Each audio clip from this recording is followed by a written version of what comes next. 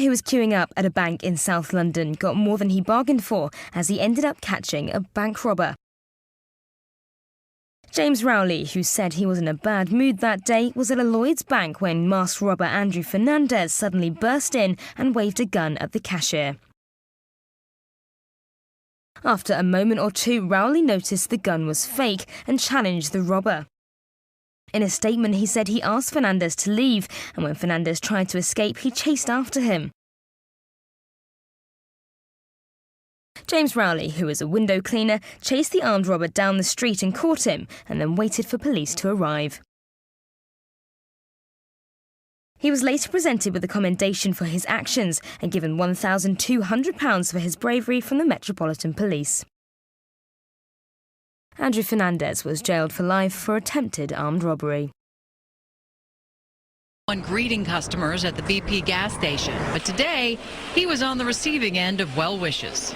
Customers and neighbors wanted to make sure he was okay. Jacobs was working behind the counter last night when two men came in. He says one of them said he needed beer, then began mumbling and approached the counter. Then started to move my direction, which I didn't actually really notice till I kind of turned around and he was standing right behind me. And then that's when I saw a 12-inch blade coming my way, and I didn't know what his intentions were. I wasn't about to ask. Despite having a knife, the would-be attacker soon found out the hard way he had picked one of the worst possible targets. Jacobs is a former Marine combat instructor and a black belt in karate with more than 25 years of training. Fortunately, I was able to knock the knife out of his hand and subdue him in an arm bar submission, and in which I ran him face first into the rack over there. Jacobs got a few cuts during the scuffle, but that wasn't what he was concerned about. The store was in pretty bad shape afterwards. The cigar rack got knocked over, which I was worried about that during the time. And then the chips rack exploded. I'm thinking, oh no, not the chips rack. Looking back at the surveillance video, Jacobs says he considers the incident a fluke and hopes it doesn't signal a trend in what has been an otherwise peaceful neighborhood. Elizabeth Alex, NBC Action News. A black belt and a combat trainer. Jacobs did shove the man out the door, and police still haven't caught him because he ran off.